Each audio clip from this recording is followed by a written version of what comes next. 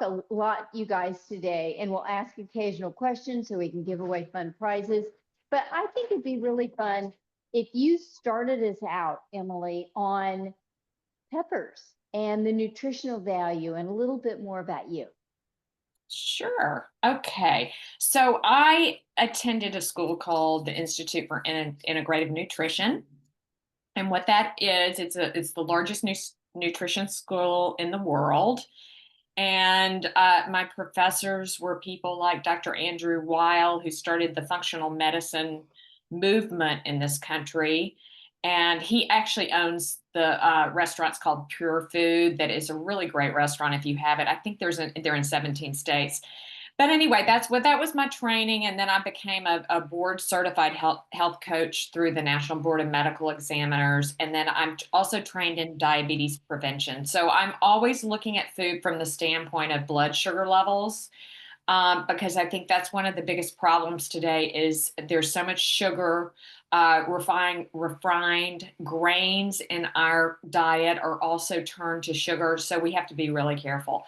So the second part of your question was about peppers, and I can say peppers really pack the punch.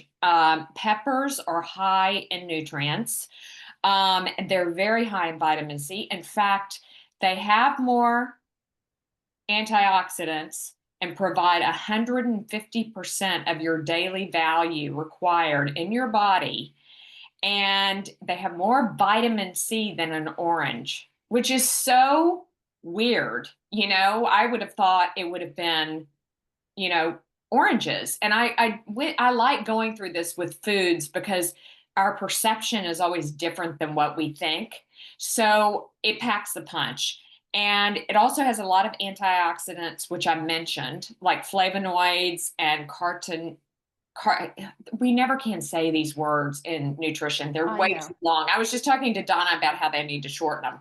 But there's another thing called carotenoids, and that is also really good for you. And the reason they're both good for you is they're anti-inflammatory.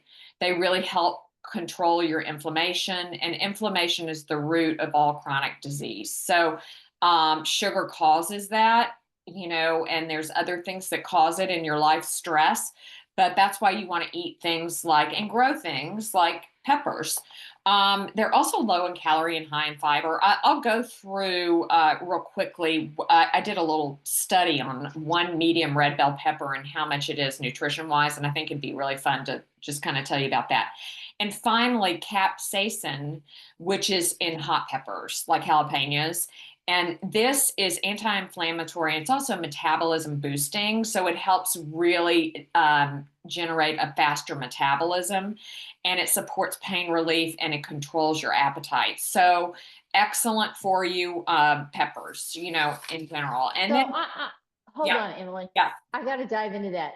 yeah. So if you eat peppers, it increases your metabolism and makes you feel full. Is it because you're drinking so much water because your mouth is on fire? No, it's actually it's how it metabolically works in your system. So it Okay. it increases what's called thermogenesis, which it heats up your body. It's the process of creating heat and burning calories. So the hotter something is, the more calories you're going to burn. And I say that's why my 20-year-old he puts hot sauce on everything, and he's thin.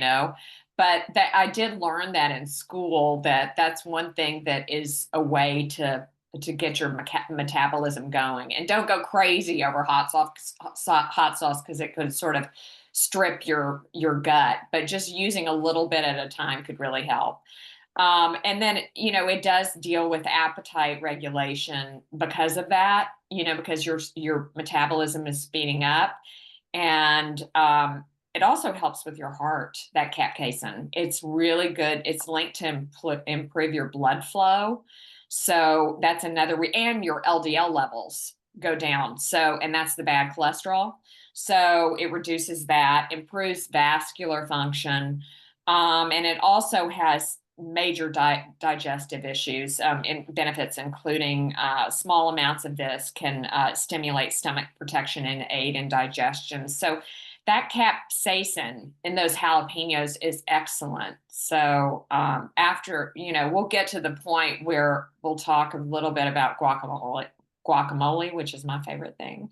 So it's got a lot of things in there that are really good for you. And anyway, I love peppers. I love them. So, I think that, I know you've shared with me before that the older we get, especially women, need to increase the amount of protein we eat. Right. Part of me thinks the protein industry just has really good press. They have a really good PR machine, because what's not getting as good a PR is the amount of fiber we're supposed to get. And you just said peppers count towards fiber? Yes. 2.5 grams. And our ancestors got about 100 grams of fiber. Fiber is good because it slows down your digestive tract. And what you want to do is do that because that makes you feel fuller. You're going to stop eating. And Okay. that's what helps you. It takes 20 minutes to feel full. So if you're scarfing through your meal, not a good thing. But that fiber, our ancestors got 100 grams.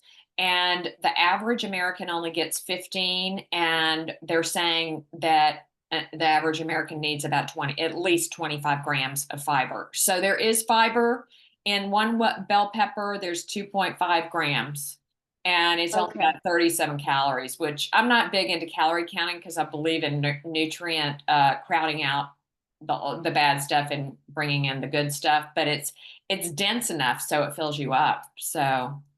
Hey, Paul, can you make Melissa the big screen so we can all hear and meet this baby? I was I don't know how to do just that. saying, I just put in the chat, Melissa's gonna have to introduce What is that? her friend. She could go, if Melissa, you turn off and you talk, you'll go. Oh, It's Bruce. He's a Galal cockatoo, Galal cockatoo.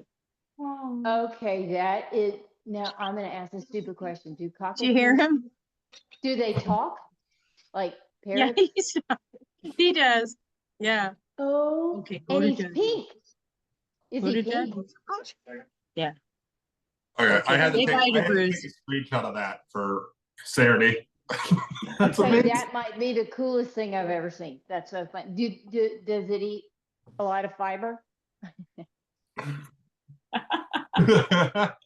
Yeah, that's beautiful. Oh my gosh. Okay, so let's kind of do a recap on the growing the peppers. There's a couple things I wanted to point out. And it looks like, I know Melissa has some that are ready to harvest. A couple tips on harvesting.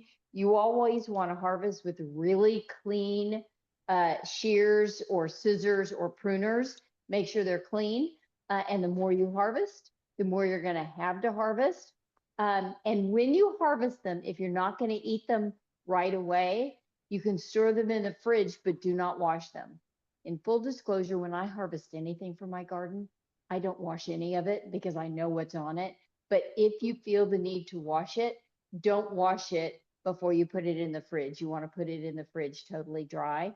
And when you harvest it, you harvest it with a little bit of the stems still on with really sharp pruners. And that's just healthier of the plant. If you see flowers starting to form, and literally on my plant, it's not nearly as big as y'all's, I've got my first Coolopenia that's about this big. And so what I'll do is clean off the leaves underneath. I'm gonna take some of the leaves that are growing under the flower cluster because I want to make sure I separate that, here we go, that we can get lots of airflow. There's also interesting information. The pepper leaves are edible. And I think that's kind of a fun thing. So you can add them to Thai cuisine. You can chop them up and put them in a salad. They're actually really good. They have a slightly peppery taste. I put them in soups and I also put them in curries. But I love curry. So the pepper leaves are totally edible. Let's talk a little bit about, you've got herbs with your two kind of peppers. My Coolopenia, I'm anxious to try because, peppers are kind of the it vegetable this season. And you all were the first to get this Farm Partners crop of Coolopenias. And so I haven't eaten one yet. And I'm anxious to see, how cool it is. The longer regular jalapenos stay on the plant, the spicier they get. So I'm wondering if this jalapeno will get sweeter or spicier. So it was bred to be flavorful like a jalapeno, but not hot. It doesn't have the heat. And so it's the whole Scoville scale. Did I say that right, Emily? Where they test the heat level. Be interesting to see. It's the chefs and daredevils alike really love to look at how hot a pepper is, and they judge it on that Scoville scale. But the biggest tip I can give you for growing it right now is make sure you're still using your veggie serum, but clean off, make sure you kind of take off any of the leaves under flower clusters, because you want the energy to go into the flowers. Like on my jalapeno plant, I don't even have any flowers yet, so I'm leaving the leaves, but on the jalapeno, it's grown a little bit bigger, and I've literally got 1, 2, 3, 4, 5, 6 little itty bitty peppers started and a whole cluster of flowers. So every pepper plant is going to be unique. Even among the same variety, every pepper is going to have a little bit different spicy flavor. But it's all going to kind of grow in your own time. I know Melissa in Florida, hers has exploded. So it just kind of depends on how much sunshine you've been getting, but they do like to stay moist. And so I'm now probably going to be watering my pepper gardens probably 3 or 4 times a week, because it's getting hotter here in Dallas. And again, if there's rain in the forecast, make sure to find rain. And then finally, we saw how big some of the pepper plants have gotten. I am still such a big fan of bamboo staking. So I just get taller stakes, stick it in there. That also kind of help aerate the soil. And I just continue to tether it on. But remember, the more you harvest the herbs, the more it's gonna grow. And so, Melissa, I'm watering almost every day because is it above 90? Wow, already. Okay. Oh, no, we're in Texas. Oh, I guess Dallas doesn't. I'm in San Antonio, where I've been above 100 for quite a bit of time already. Seriously? Oh yeah. Holy cow. Okay, morning sun, afternoon shade. Keep the soil moist, because you don't want blossom end rot.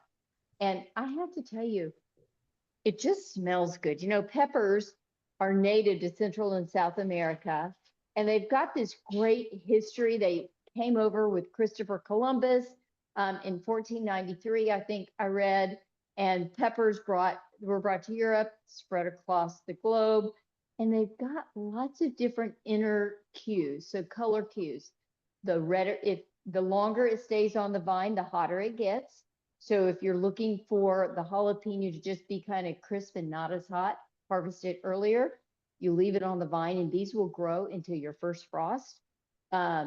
And Heather and Melissa, we can work with you to make sure it grows continually. Do you ever get a frost in Florida? Or does it ever get freezing there? Yeah, we will make sure that we keep you going. So firmness and shine. Peppers should feel firm to the touch and have a shiny appearance to the skin. If the skin looks wrinkled and dull, it's best to pick it right away, so the energy of the plant goes to producing other flowers. Remember, peppers love pollinators, so bees can really help speed up the pollinating process, which is I